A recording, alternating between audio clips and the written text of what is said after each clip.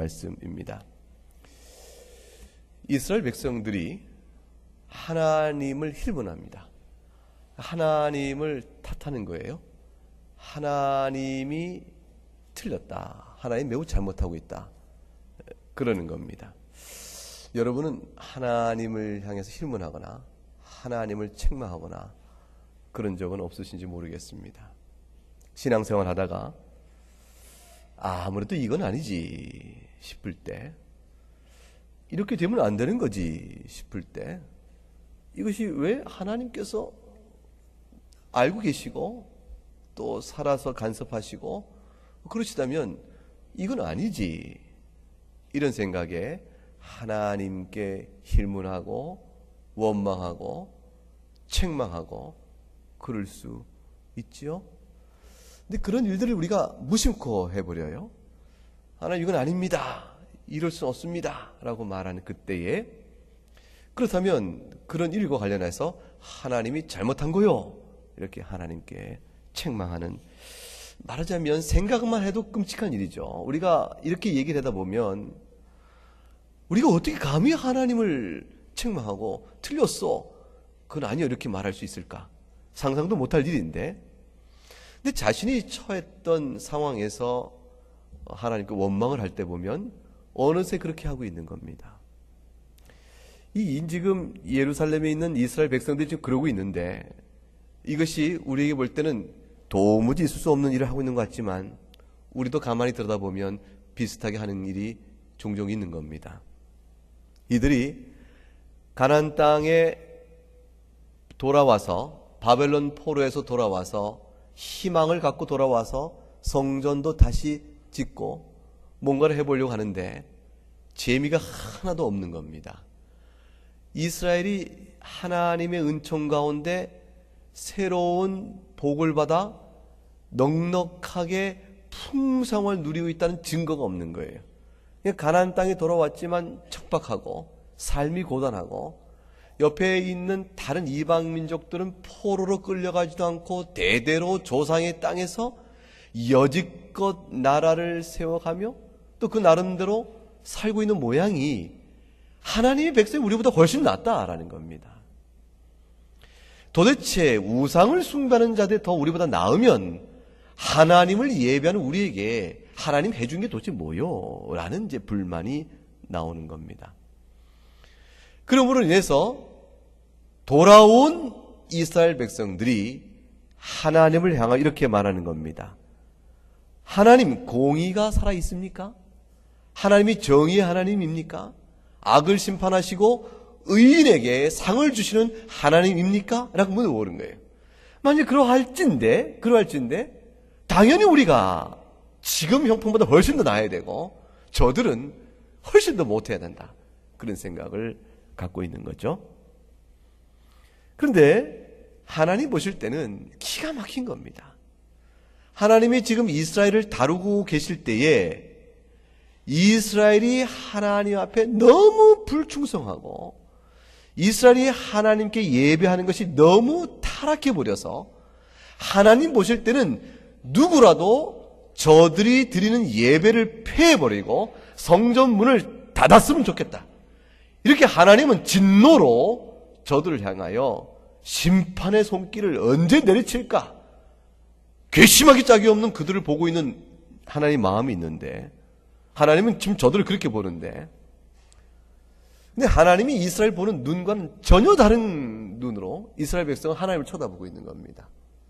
하나님, 우리가 하나님을 언제 괴롭겠습니까? 우리가 언제 하나님 속썩인 적 있습니까? 우리가 하나님께 뭐 대접 못 해드린 거 있나요? 하나님 보실 때는 괘씸하거든요. 우리 1장에서 봤던 거 생각해 보세요. 병든 것, 다리 저는 것, 이런 것들로 하나님께 예물을 바치면서 이거라도 받으시오, 이거라도 받지 못하겠다면 아예 없어, 이런 배짱으로 지금 이스라엘 백성이 하나님께 예배를 나온 거예요. 그래 하나님 기가 막히셔서 너희 인간의 지도자인 총독에게 너희가 그것을 갖다 줘봐라. 총독이 기뻐하겠는가? 진노하지 않겠는가? 하물며 너희가 나한테 이럴 수가 있겠는가? 이렇게 하나님이 말씀하여 주셨던 그들의 과오를 저들이 딱 잊어버립니다. 그리고 말하기를 우리가 언제 하나님을 괴롭혔습니까? 우리가 하나님께 불순종하고 하나님을 괴롭혔다면 우리가 당한 처지가 내가 인정하겠어. 그런 얘기죠. 그러니까 이제 마치 이걸 우리의 경우를 따져보면 하나님, 제가 하나님께 뭘 잘못했다고 하나님 저에게 어려운 일을 주십니까? 그거예요. 제가 하나님께 뭘 잘못했다고 하나님 저에게 어려운 일을 주십니까? 제가 저 사람보다 하나님께 충성되지 않은 게 뭐가 있고, 아니 예수 믿지 않는 저 사람들보다 훨씬 나은 것이고, 같이 예수 믿는다고 하는 사람들 가운데서도 나름대로 하나님께 내가 수고하고 헌신했는데, 하나님 도대체가 살아계시고 공의가 있다면 그럼 내가 하나님께 도대체 뭘 잘못했다고 저에게 이 어려움을 주십니까? 하나님 그럴 수 없는 거죠 라고 하나님을 실문하고 책망하는 것과 똑같은 겁니다. 그런데 하나님 보실 때는 이 저자에게, 이스라엘 백성에게 하고 싶은 말이 참 많으신 거예요. 이스라엘을 돌이켜 깨닫게 하고 그를 어떻게든 새롭게 하고자 하는 하나님의 뜻이 분명한데, 이스라엘은 그런 하나님의 마음은 아랑곳 안 하고 하나님을 향하여 도전적 자세로 질문하고 있는 것이죠. 저항하고 있는 것이죠. 하나님을 책망하고 있는 겁니다. 그래서 그런 배경에 말라기서 3장 1절의 말씀이 나오는 겁니다. 하나님이 대답을 주세요. 그래, 공의의 하나님이 어디 있느냐고 너희가 묻느냐? 그래, 내가 너에게 이렇게 대답한다. 내가 나의 사자를 보내리니 그가 내 앞에서 길을 준비할 것이요, 또 너희가 구하는 바 주가 갑자기 그의 성전에 임하시리니 곧 너희가 사모하는 바 언약의 사자가 임하실 것이라. 공의의 하나님 어디 있어? 하나님 우리에게 나타나 보이셔서 하나님이 시시비비를 따져, 공과를 따져 우리에게 행하신 게 정당한가 말씀하소서. 우리가 하나님께 참 할 말이 많습니다. 이제 이렇게 나서니까 하나님이 그래, 그럼 내가 너희에게 나타나겠다 이렇게 말씀하신 거예요. 3장 1절의 말씀입니다. 내가 너희에게 나타날 것이라. 어떻게 나타나는가? 누가 어떤 모습으로 나타날 것인가? 3장 1절은 잘 읽어야 될 필요가 있어요. 좀 헷갈릴 수가 있습니다. 왜냐하면 내가 내 사자를 보낸다, 내 사자란 말이 나오죠. 1장 뒤에 가게 되면 언약의 사자가 임할 것이라. 그래서 이 사자라는 것은 메신저잖아요. 소식을 전달해 준 사람. 이게 나오니까 이 언약의 사자와 앞에 말한 내 사자가 서로 같은 인물인가 다른 인물인가, 이렇게 주의가 좀 필요하죠. 정리를 잘 하겠습니다. 1장의 내용은 첫째, 등장인물 셋이 등장해요. 1절에서만. 첫째는 내가 내 사자를 보낸다. 여기 말한 내가가 누구냐면 누굴까요? 만군의 여호와죠. 왜냐하면 만군의 여호와가 이르노라 보라 내가 이랬으니까 말씀하신 이와 말한 내용의 내가는 서로 일치가 됩니다. 그러니까 내가는 만군의 여호와입니다. 내 사자를 보내리니, 이것은 만군의 여호와가 보내시는 사자를 뜻하죠. 그럼 이 내 사자가 하는 일이 뭡니까? 그가, 즉 내 사자가 내 앞에서 길을 준비할 것이다. 그러니까 하나님이 사자를 보내는데 이 사자는 목적이 뭐냐면 하나님 앞에서 길을 예비하도록 하는 일이 그의 일입니다. 사명입니다. 여러분 생각에 이 네 사자가 누구일까요? 누구 같아요? 세례 요한이죠. 이 세례 요한이라는 건 금방 어떻게 합니까? 신약에 가보게 되면 세례 요한이 자신의 사역을 뭐라고 그래요? 나는 광야에서 외치는 자의 소리라 내가 여호와기를 예비한다 라고 자기를 가리켜서 그렇게 얘기하죠. 이게 이사야 40장에 나와 있는 내용이에요.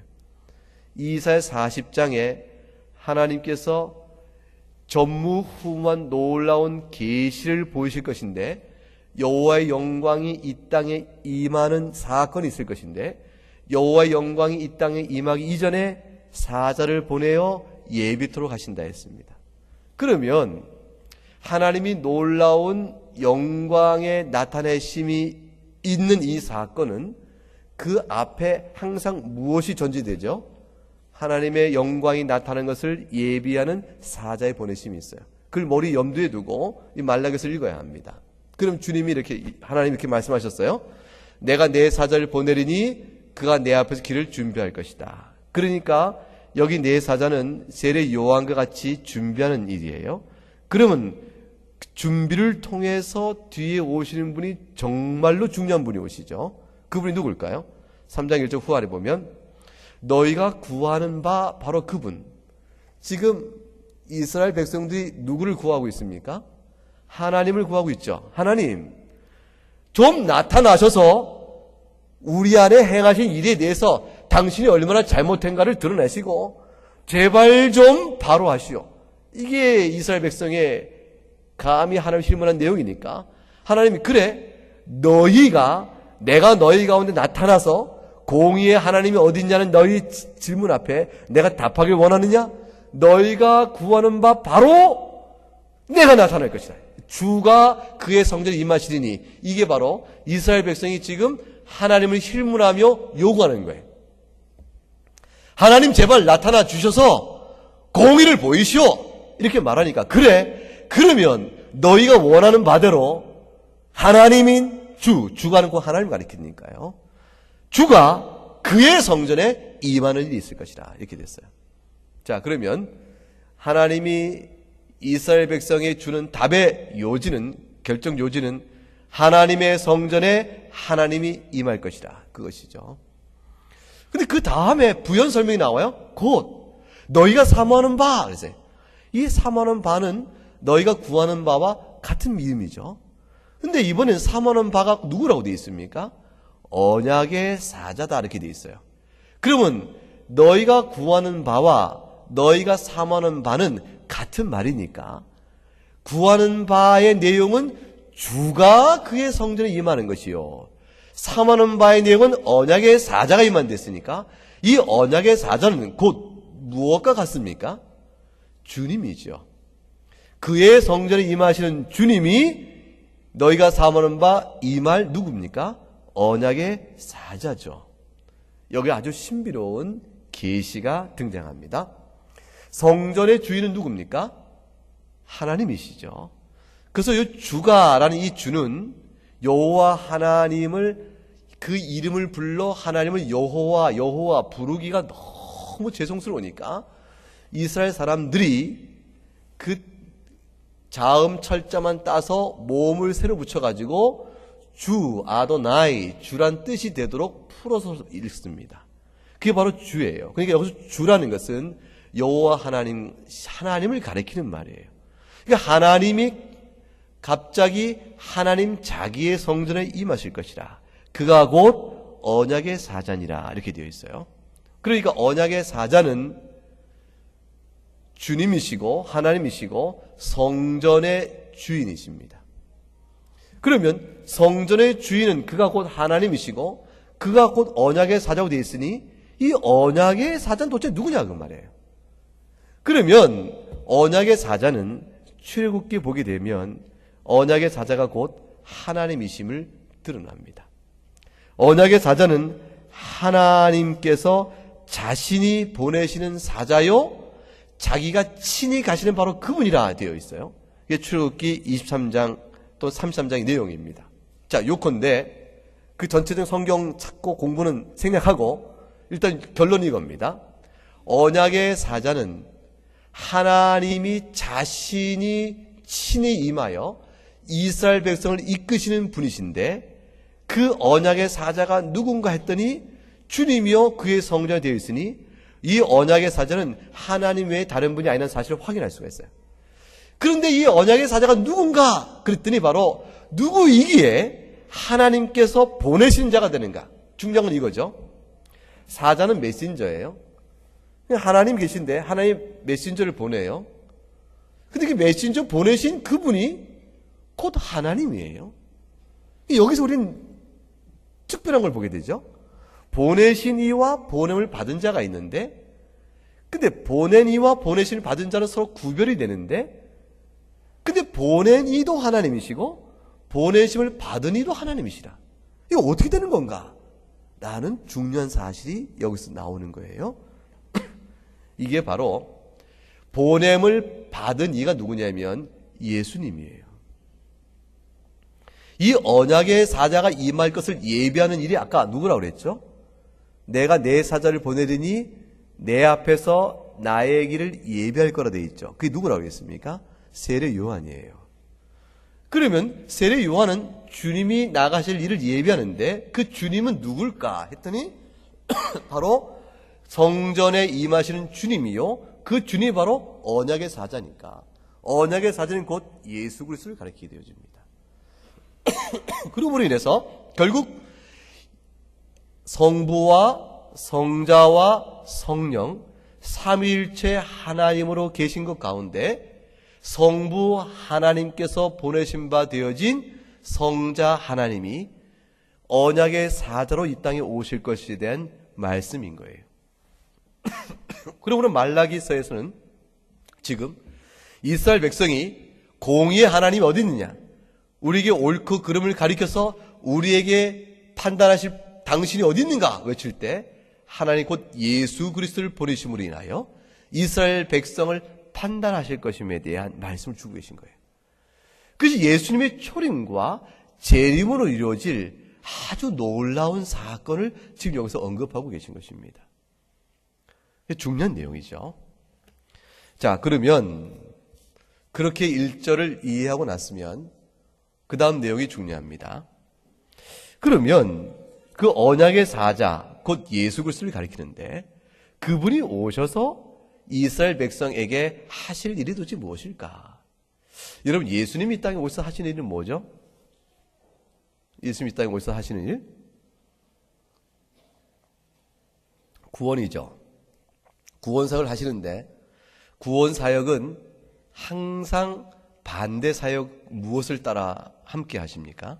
심판 사역입니다. 예수 그리스도 이 땅에 오심으로써 그로 인하여 구원받는 자와 그로 말미암아 정죄받는 자가 서로 구분이 되어집니다.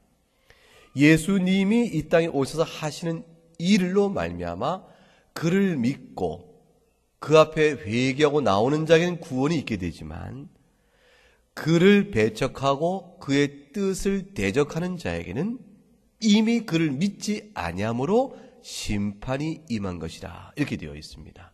그러므로 그리스도 오심은 구원과 심판을 함께 더불어 의미하게 되어집니다.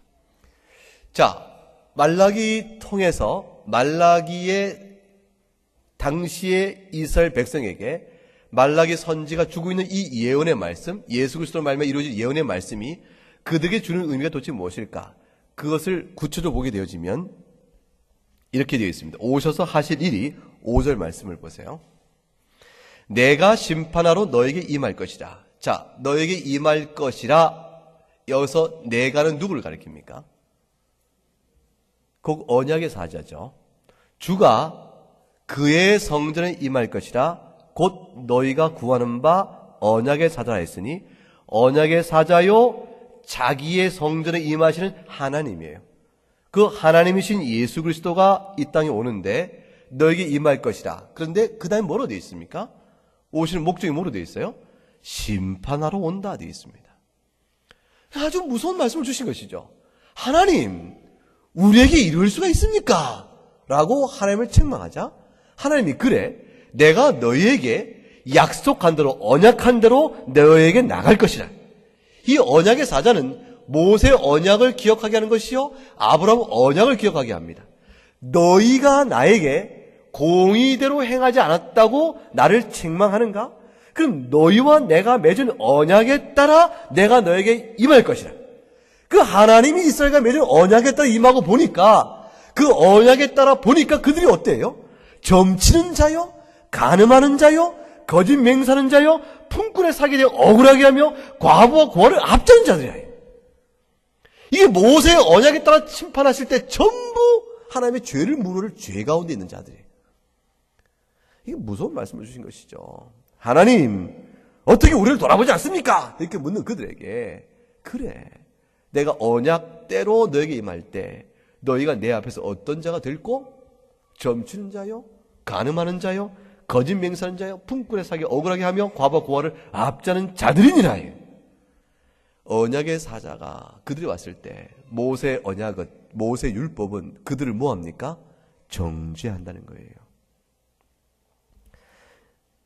하나님 앞에서 우리가 서 있을 때 율법은 우리를 어떻게 합니까? 정죄합니다. 하나님의 율법이 우리를 의롭게 하지 못합니다.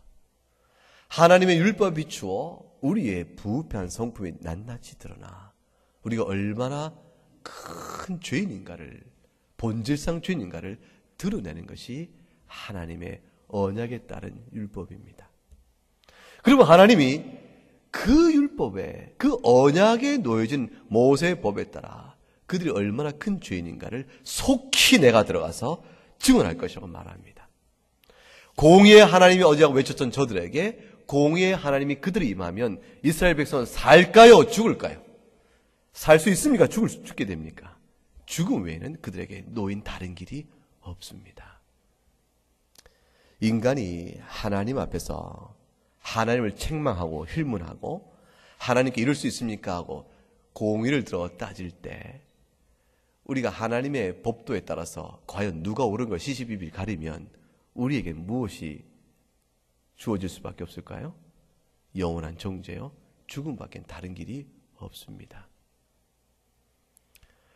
그런데 이스라엘 백성에게 오늘 말라기서는 영원한 정죄여 죽음으로 끝나지 않는 하나님의 무한하신 사랑이 그 뒤에 따라옵니다. 하나님은 우리를 용서하시고 또 우리를 긍휼히 여기시고 우리의 죄악을 오래 참으심에 있어서 하나님이 우리를 돌아보지 않습니다 라고 투덜투덜대고 하나님을 힐문하는 그런 죄악조차도 하나님은 참아내시며 우리가 돌이키기를 원하십니다. 하나님께서는 참 그러신 분이에요. 우리가 하나님을 원망한 것을 도무지 말이 되지 않는 원망이 돼서 하나님이 그때그때 심판하셨다면 우리 가운데 견딜 자 아무도 없습니다. 보세요. 그 사실이 이렇게 되어 있습니다. 2절과 3절이에요. 그가 임하시는 날을 누가 능히 당하며 그가 나타나는 때에 누가 능히 서리요. 그는 금을 연단한 자의 불과 표백하는 자의 잿물과 같을 것이라. 그가 은을 연단하여 깨끗하게 하는 자같이 앉아서 레위 자손을 깨끗하게 하되 금, 은같이 그들 연단하리니 그들이 공의로운 제물을 나 여호와께 바칠 것이라. 이 말은 5절 말씀과 사뭇 달라요. 5절은 너희가 간음한 자요, 너희가 도둑질한 자요, 너희가 나그네를 압제한 자요, 과부를 괴롭게 한 자요 하고 하나님 낱낱이 정죄하여 모세 율법대로 심판하시겠다고 하신 말씀인데 2절과 3절은 전부 하나님의 무서운 심판이 임한 것 같지만 소망이 그 안에 잔잔히 깔려 있습니다. 여러분 소망을 찾아보세요. 2절에 소망을 찾아보세요. 2절에 어떤 소망을 찾겠습니까? 그가 임하시는 날을 누가 능히 당하며 누가 능히 서리요. 이 말은 소망이 있습니까? 없습니까? 소망 없죠? 아무도 하나님이 나타나는 걸 감당할 수 없다.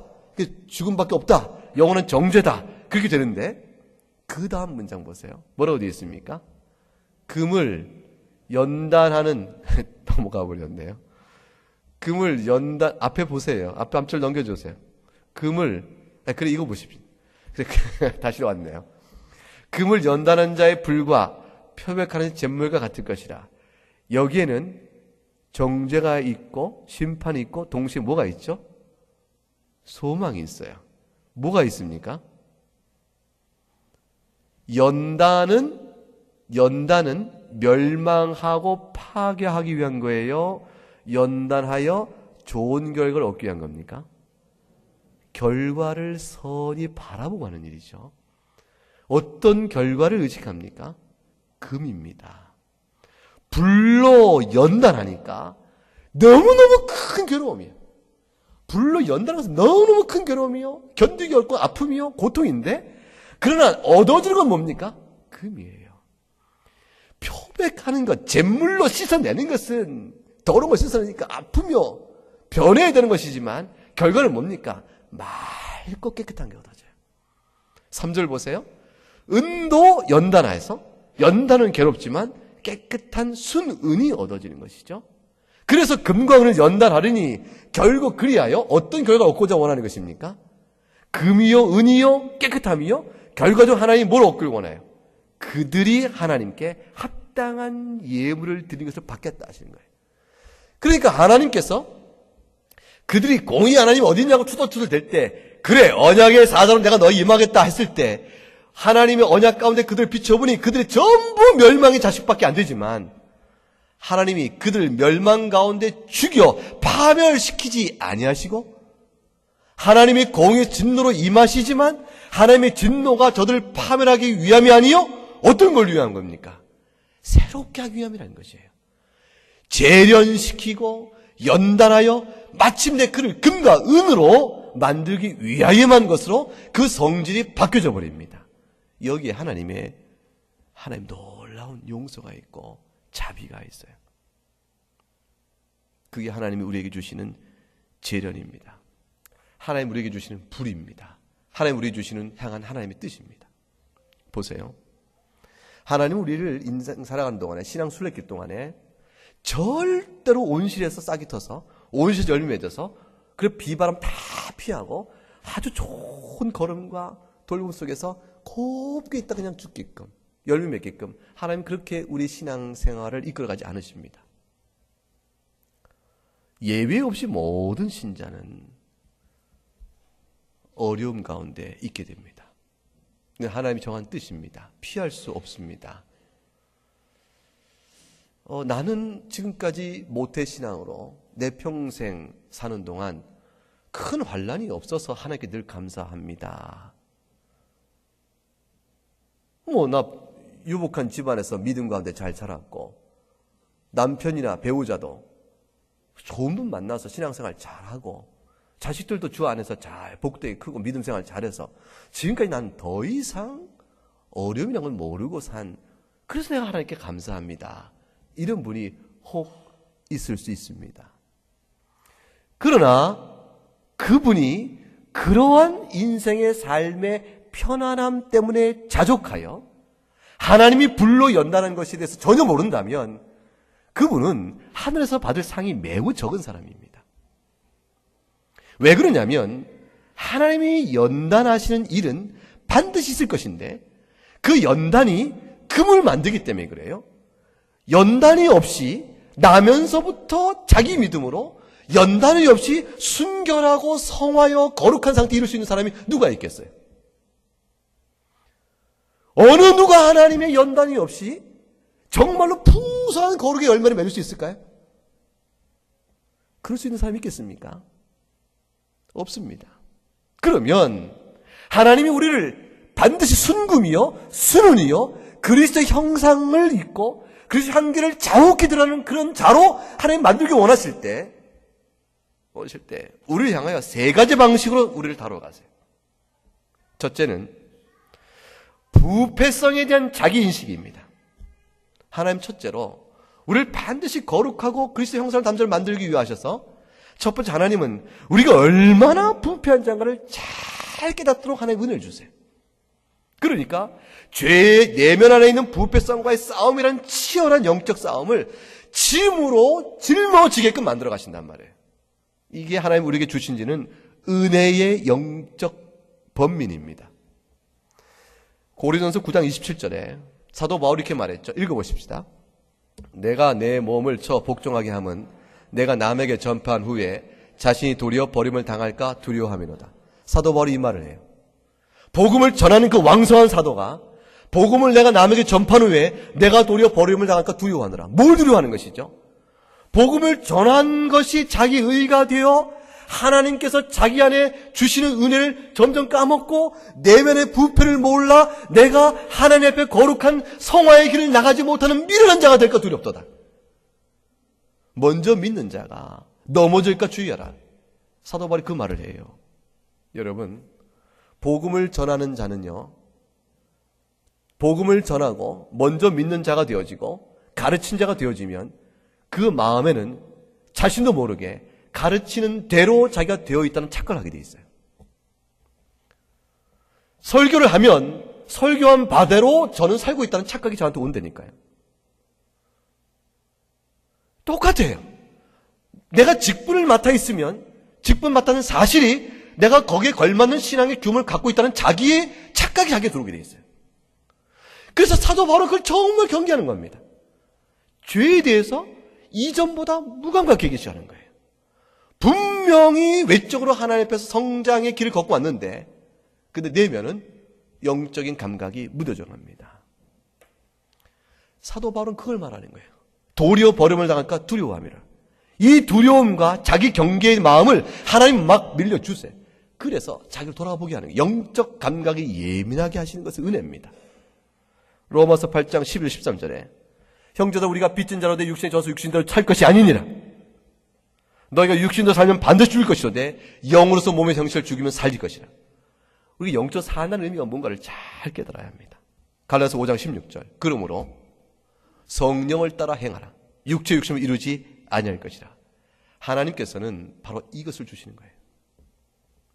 그래서 첫째, 우리를 거룩한 자로 이끌기 위해서 연단을 해나가시는 과정 속에 부딪히게 만듭니다. 내면 안에 대한 자기 부패성에 대한 인식, 그 성령의 능력으로 극복하기를 원하는 과정을 걸어가도록 하세요. 그래서 그 과정을 잘 감당함으로 밖에서 볼 때는 별다른 흠없는 삶을 살고 있지만 그는 연단을 받을 만한 이유가 없는 사람이지만 내면 안에서는 연단을 받아가고 있는 겁니다. 거룩한 성도는 무흠하게 사는 사람이라 할지라도 내면 안에서는 뜨거운 불로 지져지는 내면 안에서의 연단의 과정을 반드시 겪습니다. 그러므로 자신을 돌아봐야 합니다. 나에게 그 연단이 있는가? 그 연단이 있는가? 자기를 옳다는 자에게는 그 연단이 없습니다. 자기가 죄인이라 내가 남의 허물을 보기보다 자기 허물을 보는 사람이라야 이 연단을 겪습니다. 평소에는요, 여유로울 때는 이 연단의 이 사실에서 다 인정을 해요. 다 죄인이죠. 그런데 이 내면의 부패성 죄인식과 성령 극복한 이 내면의 연단을 언제 우리가 인정 못합니까? 갈등이 있을 때 그런 거예요. 갈등이 있을 때. 성도 간에 서로 불편한 관계에 대해 적으십시다. 성도 간에 서로 불편한 관계가 되었을 때 그때에 내면 안에 연단을 받는 사람은 그가 믿음의 사람이요 신앙의 실력이 있는 사람이에요. 그런데 불편한 관계에 있을 때 자기가 의롭고 상대의 허물로 인하여 내면 안에서 하나님이 말씀하시는 이 연단을 못 받고 있으면 그럼 그는 신앙 실력이 약한 사람인 겁니다. 그래서 편안할 때는 뭐 안 드러나죠. 언제 드러납니까? 어려울 때 드러나는 겁니다. 그러니까 우리가 어렵지 않은 경우 어디 있어요? 그 경우에 자기를 돌아보는 안목이 우리를 연단시켜가는 하나님의 과정이에요. 그게 철저히 낮아져야 하는 수밖에 없는 게예요. 사람은 절대 의의가 없기 때문에 그렇습니다. 두 번째는 시험입니다. 하나님이 우리를 내면 안에의 이 자기 부패성의 인식뿐 아니라 실제로 시련을 주십니다. 시험을 주세요. 그러니까 스스로 가만히 놔두면 내면의 부패성을 못 본단 말이에요. 이거를 잘 보는 사람도 있죠. 그런데 자극에 예민하고 그러나 이건 아주 성숙해야 되니까 아예 시험을 줘서 그걸 자극시키시죠. 그게 두 번째 시험입니다. 시험을 통해서 연단하십니다. 베드로전서 1장 6절 7절에 시험으로 얼마 잠깐 근심하게 되지 않을 수 없으나 오히려 그 기뻐하는도다. 시험을 당하는데 오히려 기뻐하라고 그럽니다. 어떻게 그럴 수가 있죠? 그 다음 믿음의 확실함은 불로 연단해도 없어질 금보다 더 귀하다. 믿음이 시험을 통해서 드러나기 때문에 오히려 기뻐할 것이다. 그럴 때 칭찬과 영광과 존귀를 얻게 될 것이다. 그러니까 시험 당하는 일을 기뻐하라는 것입니다. 야고보서도 똑같이 그랬어요. 너희가 시험을 당하거든 기뻐하라 했어요. 왜냐하면 칭찬이 주어질 기회가 없다는 거예요. 이게 시험과 시련이 오면 너무 힘들어요. 그 힘들 때 내면의 부패를 바라보고 믿음으로 선택해 나가면 성령을 따라 나가면 비로소 하나님의 칭찬을 받을 만한 이유가 생기니까 이게 얼마나 기쁜 일이냐. 역설이죠. 이 역설이 믿음의 사람의 자랑이 되어야 합니다. 우리가 그렇지 못해서 답답하죠. 시험을 당하면 하나님을 원망합니다. 하나님 이 시험을 왜 줍니까? 저는 옳은데, 나는 옳은데 왜 이런 어려움을 주십니까? 억울함을 안 보십니까 하나님? 이렇게 기도하고 말잖아요. 그러니까 뭘 못 보는 겁니까? 자기의 연약성을 못 보죠? 그러니까 시험을 통해 믿음의 실력으로 그걸 극복하여 하나님께 받을 수 있는 뭡니까? 칭찬과 영광의 분량을 다 잃어버리는 것이죠. 성장치 못하는 것이요. 그날 받을 칭찬도 없게 되는 것이죠. 그러니 아예 그런 시련이 없고 내가 옳다 할 만한 일만 있으면 아주 어린아이가 젖 먹듯이 이제 막 태어나서 애 젖 먹듯이 그 어린아이로 칭얼대는 거 외에 더 이상 뭐가 있겠어요. 세 번째로 하나님이 시험을 통해서도 듣지 아니하면 그 다음에는 징계를 하십니다. 히브리서 12장 5절과 8절 11절 사랑하시기 때문에 아들에게 권면하듯이 하나님께 권면하십니다. 그 다음에 주님께 징계하심을 경히 여기지 말고 꾸지람 받을 때 낙심하지 말라 하셨습니다. 꾸지람을 주시는 거예요. 왜냐하면 꾸짖어야만 깨달으니까. 시험이 자신의 연약성을 들여다보고 칭찬과 영광을 받기도 하나님이 그래서 주신 것인데 그걸 못 깨닫고 그 안에서 불평과 원망으로 주저앉아 있으니까 하나님이 매를 드시는 겁니다. 정신 차리라. 너를 사랑하여 주는 건데 내 탓을 하느냐. 하나님이 사랑하여 주신 시련을 하나님 탓하고 있느냐. 정신 차리라. 그리고 말씀하시기를 낙심하지 말라. 꾸지랄 때조차도 하나님은 염려하시는 거예요. 이 꾸지람 때문에 혹시 주저앉을까 봐 낙심하지 마라. 그 말까지 주시면서 꾸짖는 거예요. 징계는 사랑해 주는 것이라. 다 받는 것이라. 만일 너희가 징계를 받지 않으면 사생자요 친아들이 아니지 않느냐. 징계가 받을 당시에는 괴롭고 아프고 슬프다. 그러나 그로 말미암아 연단받게 되어지니 의와 평강의 열매를 맺으니 꾸지람을 받는 것을 통해서도 깨달아 연단받으면 훗날 칭찬하시겠다 그런 거예요. 여러분 보세요.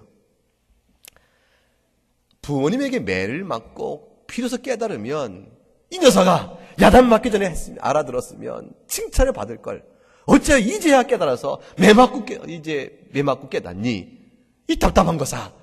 우린 그렇게 얘기하잖아요. 근데 하나님께서는 시련을 통해서 깨달으면 너무 기뻐하시고 그래도 못 깨달으면 징계를 하시는데 징계를 해서라도 깨달으면 기뻐하시고 상을 주세요. 하나님은 결국 우리에게 상 주길 원하시는 거예요. 그게 바로 재련입니다. 오늘 말라기서에서 하나님 제발 좀 공평하게 하세요. 하나님을 책망한 자에게 그래 언약대로 보니까 너희가 얼마나 흉악한 죄인지 알겠느냐 다 드러내시면서도 그러나 내가 너희를 연단하여 금으로 만들겠다 그렇게 말씀하신 뜻입니다. 하나님 어떻게 그러실 수 있을까? 6절에 말라기서 6절에 나는 변하질 않아. 야곱의 자손들아 너희가 소멸을 하지 아니하니라. 나는 변하지 않는다. 너희는 나를 향하여 원망하고 툴툴대고 그럴 수 있냐고 고집피고 뻗대지만 나는 너희를 향하여 항상 사랑하느니라. 나는 야곱의 자손들아 너희에게 항상 동일한 하나님이라. 그 말씀을 주시는 겁니다. 사랑하는 여러분, 우리가 그 은혜로 천국 가는 겁니다. 우리가 잘한 것을 따져서 천국 간다면 한번 생각해 보세요. 신앙생활 시작한 지금까지 신앙생활에 점수를 매겨서 합격점이 됐게 천국 생활한다. 그럼 우리가 몇 점 받을까요? 과락을 할까요? 합격할까요? 못하죠.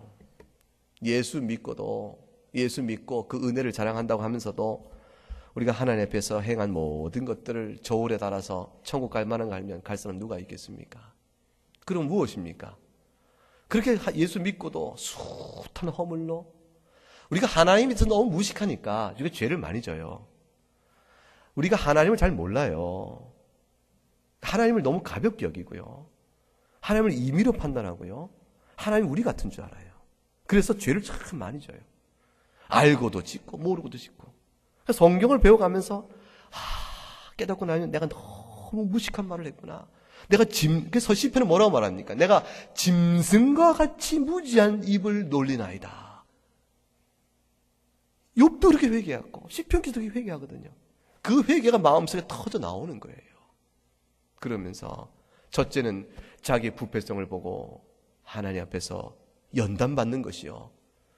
또 하나님이 주신 시련과 시험 가운데서 연단받는 것이요. 그것도 못 차리면 꾸지람을 받고 징계를 받고 우리 연단받는 것이요. 그럼 모든 것을 다 하나로 우리를 하나님께서 금을 만들고 은을 만들고 깨끗한 자로 만들어서 하나님 밖에 기뻐하시는 감사의 제사를 드릴 수 있도록 하기 위한 것입니다. 하나님 기뻐하신 것은 감사의 예물입니다. 지금까지 받은 은혜를 한번 생각해 보십시다. 얼마나 감사한지. 그리고 하나님께 더욱더 어떻게 감사의 예물을 드려야 할 것인지 생각해 보십시다. 여러분의 시련과 아픔이 있다 할지라도 주의 말씀 생각하면서 하나님 감당합니다. 하나님 도와주세요. 제 힘으로 못합니다. 하나님 도와주시면 하나님이 제게 말씀하시건 너무나 분명하니 하나님이 도우시면 하겠습니다. 그 마음으로 주 앞에 나아가며 점점 그리스도를 닮게 힘써가야 할 것입니다. 우리 한번 같이 한번 기도하겠습니다. 한번 기도해 보십시다. 하나님께 투정하고 원망하고 실망한 건 없는지, 내면 안에 있는 부패성을 바라보고 연단시키시는 하나님의 손길을 내가 의식하지 못한 채 자기를 의롭다 하고 있는 것은 아닌지, 자기만 옳다 하는 것은 아닌지, 하나님 앞에서조차 자기를 변명하고 자기를 의롭다 하는 악에 있지 않는지, 하나님이 시련과 시험을 주셨으나 그것은 칭찬하고 상을 주셔야 한 건데 미처 못 보고 하나님께 원망으로 나가지는 않았는지, 꾸짐을 주고 계신데, 꾸중하고 계신데 그것도 깨닫고 있지 못한 것은 아닌지, 그 모든 걸 통해서 하나님 우리 주신 교훈은 분명하니 성령이 도우시면 순종하겠습니다. 지금까지도 그 은혜 가운데 살았습니다 고백하고 자신을 돌아보는 시간 한번 같이 기도하십시다.